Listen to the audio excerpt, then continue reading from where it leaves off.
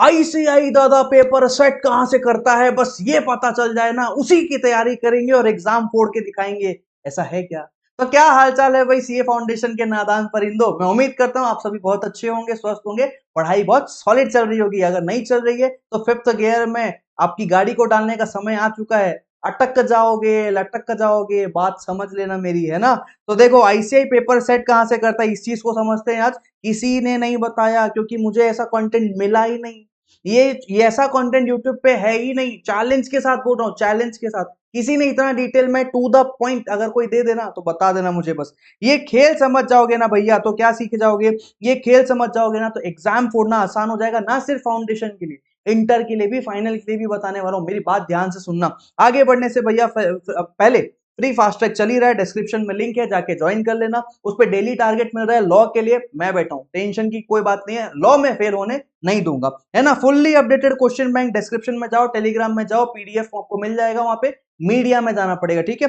Fully updated है, 2018 से लेकर 2025 तक सब कुछ उसमें है। कोई एक क्वेश्चन उसके बाहर का आपको नहीं करना है, ठीक है। आईएमपी वीडियोस एक बार चैनल को गो थ्रू कर लेना अगर पहली बार आए हो तो। भैया 60+ कैसे लाते हैं, लॉ को याद कैसे करते हैं, राइटिंग प्रैक्टिस, इंपॉर्टेंट टॉपिक्स और इंपॉर्टेंट क्वेश्चन नंबर आपके मई एग्जाम्स के लिए सारे वीडियो डले हुए हैं, एक बार जाके जरूर गो थ्रू कर लेना। सब्सक्राइब जरूर कर लेना भैया, तुम्हारा चैनल है, तुम्ही को आगे लेके जाना है। और अपने दोस्तों के साथ जरूर शेयर कर देना, यही मेरी फीस होगी आप लोगों से इस वीडियो के लिए, ठीक है। चलो स्टडी मटेरियल एक बार समझ लेते हैं, मटेरियल्स पूरा समझते हैं कि हमारे पास जो मटेरियल्स इंस्टीट्यूट का अवेलेबल है वो है क्या।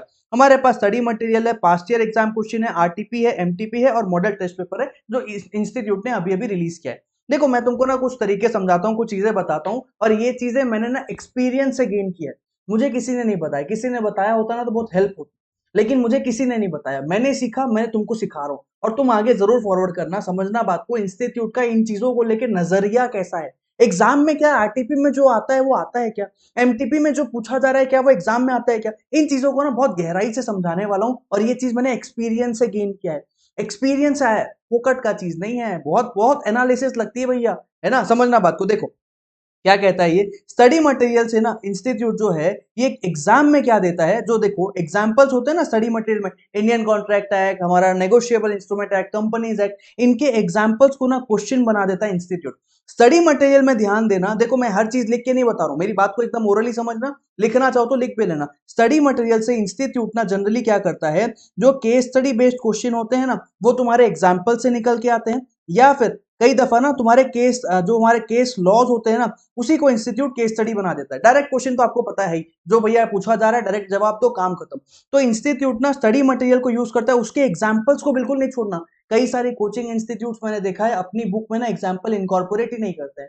एग्जाम्पल अगर इनकॉर्पोरेट नहीं करोगे ना तो बच्चे को वो एग्जाम्पल पता नहीं रहेगा, और एग्जाम में वही एग्जाम्पल क्वेश्चन बन के आ जाता है। तो तुम्हारे साथ धोखा हो गया मेरे भाई, है ना। अगर आप चार्ट से पढ़ लो, समरी नोट्स वगैरह से, तो भी आपको एग्जाम्पल देखना जरूरी है, क्योंकि यही एग्जाम्पल्स एग्जाम में क्वेश्चन बन के दिख जाते हैं और मामला पूरा बिगड़ जाता है, ठीक है सर। पास्ट एग्जाम क्वेश्चंस की अगर बात करूं ना तो देखो पास्ट एग्जाम क्वेश्चन को लेकर इंस्टीट्यूट का जो नजरिया है ना वो सिंपल है कि सब मिक्स्ड, मतलब इंस्टीट्यूट ना सब मिक्स करता है और मिक्स करके पास्ट एग्जाम क्वेश्चन पे जाता है। आगे चलूंगा इस चीज पे, नेक्स्ट पेज पे बहुत डिटेल में बात करूंगा।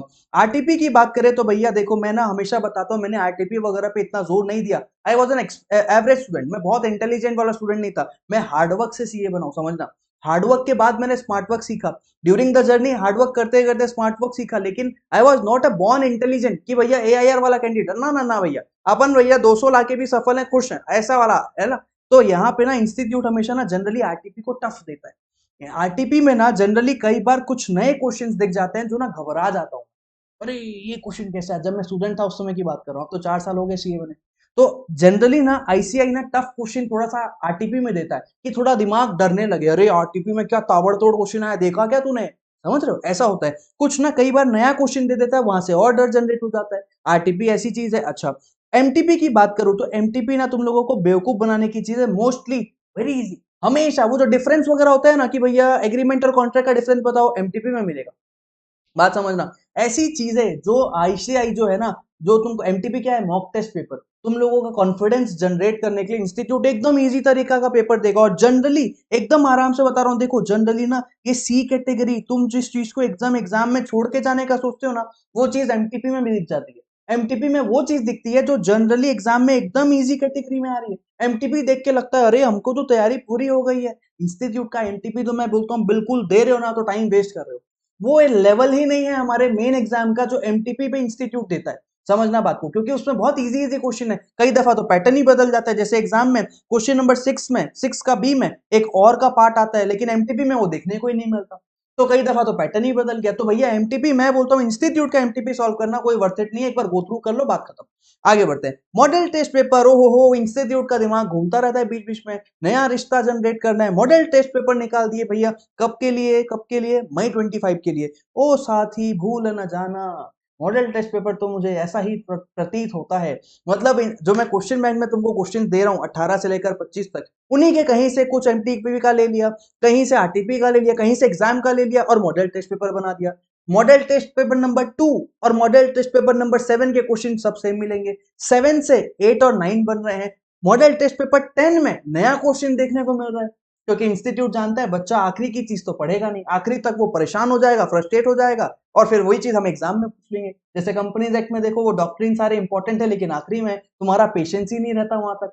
बात समझ रहे हो? इंस्टीट्यूट ना गेम खेलता है। मैं तुमको ना एक ऐसी चीज बताता हूँ जो अभी तक किसी ने नहीं बताई होगी, समझना इस चीज को। ये क्या कहता हूं मैं कहने वाला हूं कि देखो, आरटीपी और एमटीपी का जो रिश्ता है ना, जो इनका ये रिश्ता क्या कहलाता है? ये रिश्ता कहलाता है हमको पढ़ो पढ़ो लेकिन हमारे कॉन्सेप्ट्स को पढ़ो।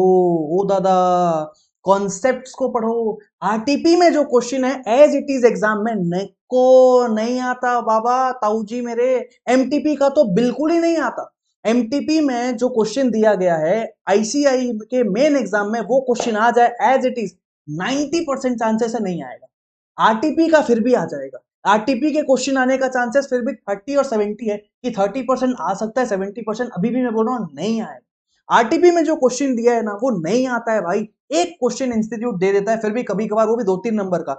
इंस्टीट्यूट आरटीपी और एमटीपी से ना तुमको कॉन्सेप्ट पे ध्यान देने की बात करता है। फॉर एन एग्जाम्पल, अगर आरटीपी में ओपीसी का क्वेश्चन दिया है 1% कंपनी का, तो मेन एग्जाम में ना तुमको ओपीसी का वो एलिजिबिलिटी क्राइटेरिया, कौन पार्टनर, कौन नॉमिनी बनेगा, कौन मेंबर बनेगा, वो क्वेश्चन दिख जाएगा। लेकिन आरटीपी में क्वेश्चन होगा कि ओपीसी के सेलियंट फीचर्स बताओ। समझना मेरी बात। सेक्शन 8 कंपनी का अगर एमटीपी में क्वेश्चन दिया है ना, तो कोई क्वेश्चन कुछ और दिया होगा, लेकिन एग्जाम में सेक्शन 8 कंपनी से रिलेटेड कॉन्सेप्ट में पूछेगा कि बताओ लाइसेंस रिवोक करने के टाइम क्या होगा। बात समझ में आ रही है मेरी?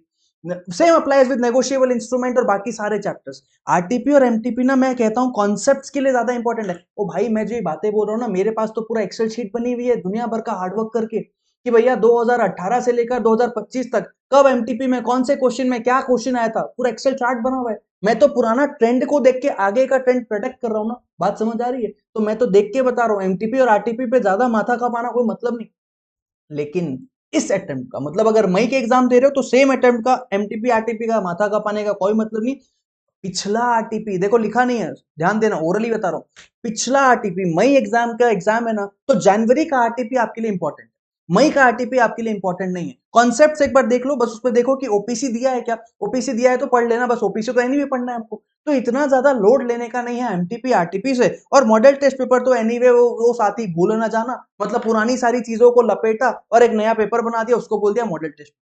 छोड़ दो, कोई दिक्कत नहीं। अगर अभी तक नहीं कर रहे हो तो कोई दिक्कत नहीं, छोड़ देना। आगे देखो, एग्जाम में 20 मार्क्स का क्वेश्चन, 120 मार्क्स का क्वेश्चन आता है, जिसमें से पास्ट एग्जाम क्वेश्चन और एसएम ये दोनों मिला के लगभग 25-30% का वेटेज रखते हैं। और आरटीपी और एमटीपी मिला के 25-30% का अब तक का सब कुछ मिला के बता रहा हूं।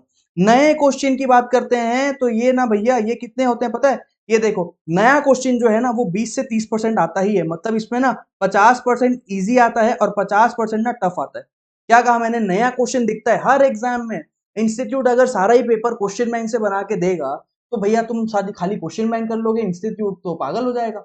समझना मेरी बात को। तो इंस्टीट्यूट क्या करता है, नया क्वेश्चन ना तुमको कहां से देगा? 20-30% का नया क्वेश्चन हमेशा आएगा, हमेशा आएगा। तुम लोगों ने आज तक देखा ही नहीं होगा, वैसा क्वेश्चन आता ही है। अगर नहीं आ रहा है तो तुम्हारा लक बहुत अच्छा है और पेपर बहुत ईजी आया तभी बोला जाता है।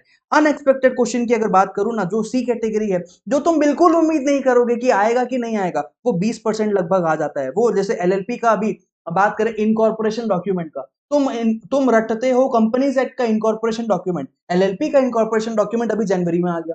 समझना, एंट्रेंसमेंट प्रोविजन तो पढ़ते हो लेकिन कंटेंट को पूरा याद नहीं करते आर्टिकल का, पूरा कंटेंट ही पूछ लिया 7 नंबर में। ठीक है सर, तो ये चीज समझ में आई कि अनएक्सपेक्टेड क्वेश्चन जो है 20% आएगा ही, जो सी कैटेगरी है पता नहीं भाई आ भी सकता है नहीं भी आ सकता है पता नहीं।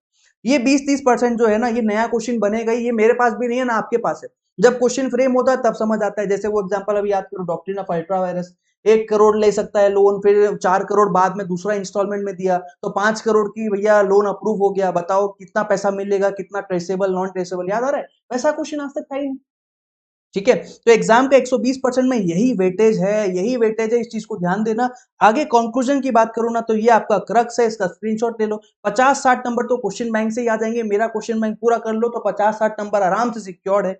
20-25 नंबर नया होगा, मेरे को भी नहीं पता फंसेगा नहीं फंसेगा, और ये अनएक्सपेक्टेड है भैया, ये बोल नहीं सकते कब कौन सा इंस्टीट्यूट सी कैटेगरी में से डाल दे। सी कैटेगरी कई दफा टफ भी होता है और कई दफा आसान भी होता है। तो इन चीजों को, ये इसका स्क्रीनशॉट लो, इसका भी स्क्रीनशॉट लो, ये हमेशा फाउंडेशन के लिए एप्लीकेबल रहेगा, लॉ के लिए स्पेसिफिकली, और इसका भी स्क्रीनशॉट ले लो। और इन चीजों को ध्यान में रखना मेरे भाई, इसके हिसाब से तैयारी करो। क्वेश्चन बैंक सबसे ज्यादा इंपॉर्टेंट है, पास होना है, सेव होना है ना, तो क्वेश्चन बैंक पूरा पी जाना, एक एक क्वेश्चन पी जाना। जो मैं इंपॉर्टेंट बता रहा हूँ वो पहले पीना, जो नहीं बता रहा हूँ वो भी पी जाना। आई बात समझ? तो भैया यही है तुम्हारा क्रक्स, इंस्टीट्यूट ऐसे ही पेपर सेट करेगा, यही रहेगा पैटर्न। 50-60 मार्क्स का हमेशा पिछले मार्क्स से जो दिया हुआ है वही आएगा, नया क्वेश्चन नहीं आएगा। नया क्वेश्चन आएगा लेकिन 20-25 नंबर का नया क्वेश्चन देखने को मिलेगा। और अनएक्सपेक्टेड का बोल नहीं सकते, वो इजी भी हो सकता है, वो टफ भी हो सकता है। नए क्वेश्चन में भी एक आध दो क्वेश्चन ऐसा रहेगा कि दिमाग खराब कर दे, तुम लोग को लगे अरे क्या हो गया भाई, ऐसा बनेगा वो पेपर। समझ में आया? तो बस आज के लिए इतना ही। बाकी कल मुलाकात करते हैं किसी और नए वीडियो के साथ, किसी नए टॉपिक के साथ। ग्रुप में नहीं जुड़े हो तो जरूर जुड़ जाना, अपने दोस्तों के साथ इस वीडियो को जरूर शेयर करना। अंत तक मुझे सुनने के लिए आप सभी का बहुत बहुत धन्यवाद। चलिए मिलते हैं कल, फिर मुलाकात करते हैं। Till then take care, bye bye.